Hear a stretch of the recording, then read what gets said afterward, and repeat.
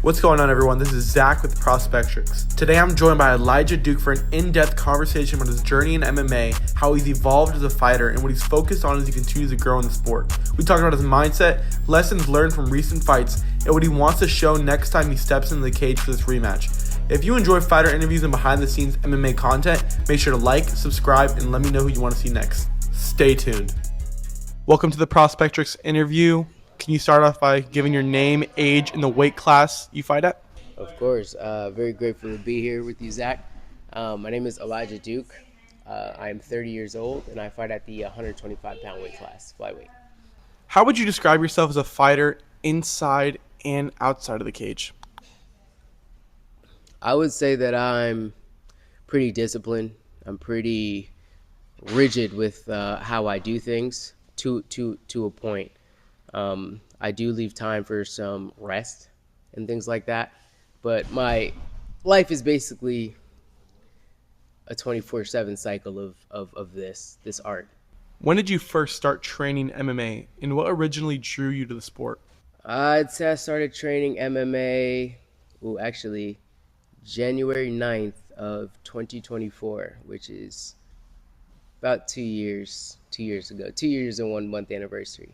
And what drew me to martial arts was I spent 7 years in the Marine Corps, and in the Marine Corps, they first introduced me to martial arts. But even before that, I was watching martial arts movies as a kid. I was always attracted to it. I was very much a bounce off the walls kind of individual, you could say.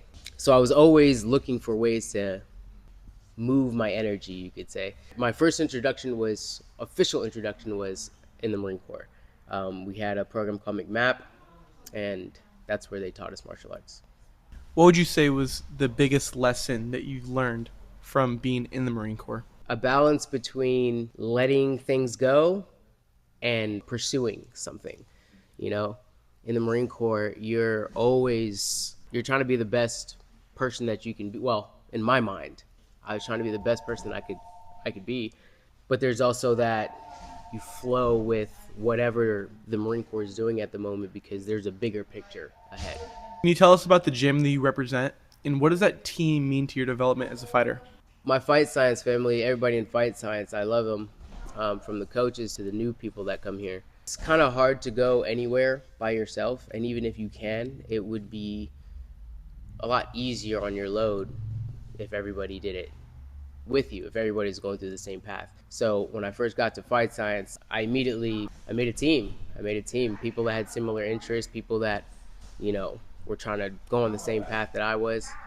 And we push each other. We push each other to get better. And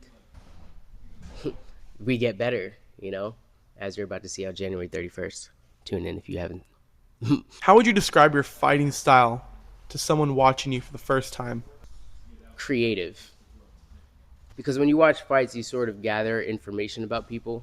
You can tell this person, he rushes things. He kind of tries to punch through everything. This guy, he's not very forward. He may hang back. This guy's very things like that. I don't think there's any one thing that you could pin me to. I think when you see me fight, you'll see that all of it sort of comes together. And I'm not particularly specialized in any one area, but every area is thawing out. I think creative would be the answer.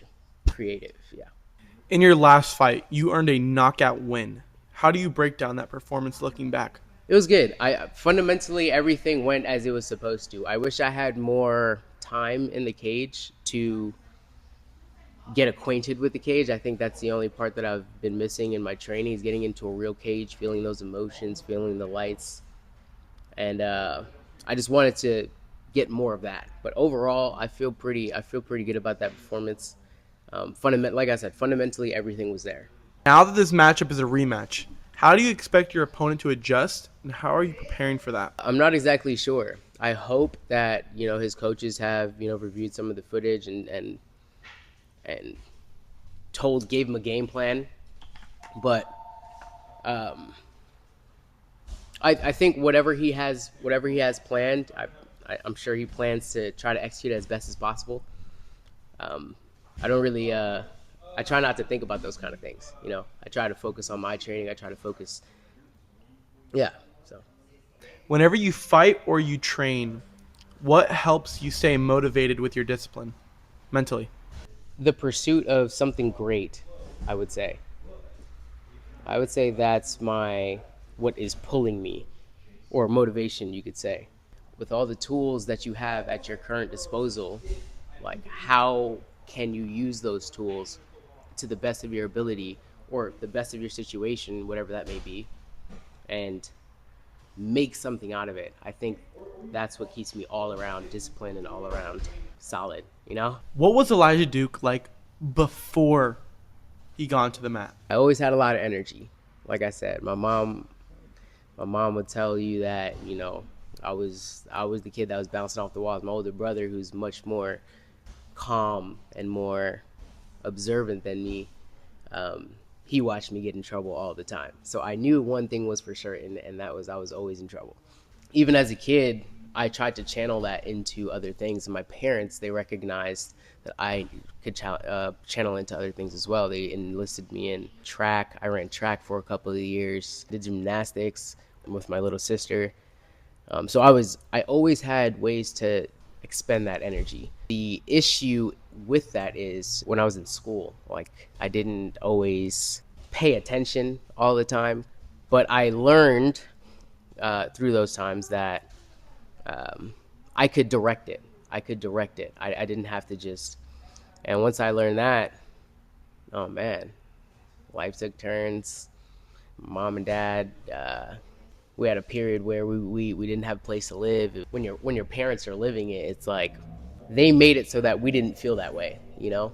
But that's what I would say. I was like, So mentally, do you have to do any preparation the night of the fight? I think there's always a form of preparation that you're getting into when you're training. Like at any moment in time, you're mentally preparing your mind. You're physically preparing, and so the night of the fight is just that one final check in the box. That one mental check, and you know that you're just gonna do it tomorrow. So that's kind of sort of my mental preparation blueprint, you could say. So when you are in the cage, what mindset do you try to carry with you? The mindset that I try to carry with me every time I hop in the cage is that God's gonna be with me.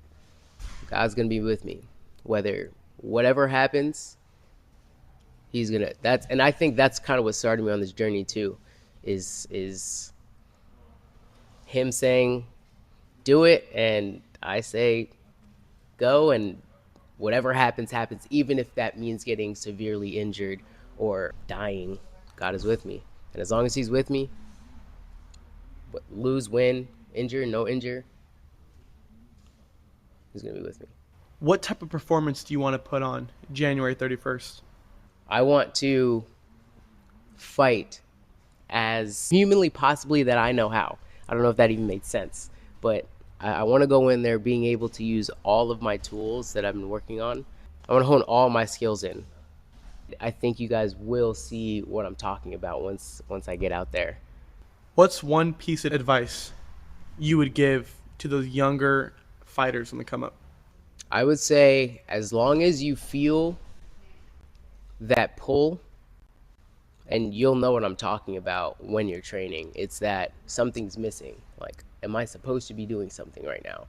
And then you flash back to the moments where you're in the gym.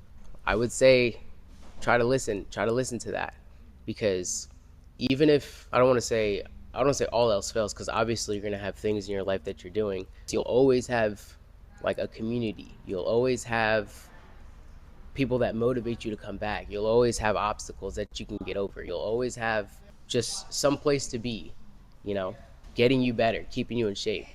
I think you should stick with it. Whatever that means to you, whether you just want to take it to local level, if you want to be the best you can be, or if you just want to learn how to fight, just to learn how to fight, or just to defend yourself.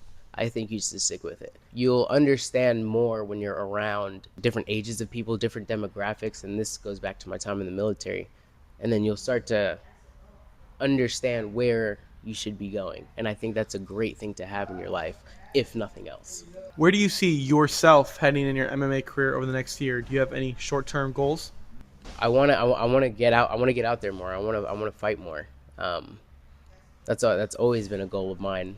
That's so weird. That's the only thing I come up with in my head right now. I just want to fight. I want to fight more. I just want to fight more. I want to help my family too. So Prospectrix is about giving media to prospect athletes and athletes who need more spotlight. Do you have any shout outs or messages for your team, supporters, or anyone who's been backing you on this journey? Absolutely. I first want to thank my head coach, Coach Ian. He's the one who started the gym, so when I got here, he was here. And then when I leave, he'll still be here. I want to thank Coach Julian 2 years ago. He put the idea in my head to start MMA. I asked him one day, like, do you think I could even be? And he said, yeah. He gave me that encouraging word. And from there, I did it. Coach D. Also my sponsors, Raphael. I love you, man. Raphael, Raquel at Chile Acai. I love you. My training partner, Javid, I want to give a big shout out to him. He's been working with me for a little bit. My brother, I want to thank him as well. Big shout out to the God. Lastly, what is the last message you can give before fans watch your fight? Enjoy the show. Enjoy the show. Elijah Duke, thank you so much for your time. Of course, Zach.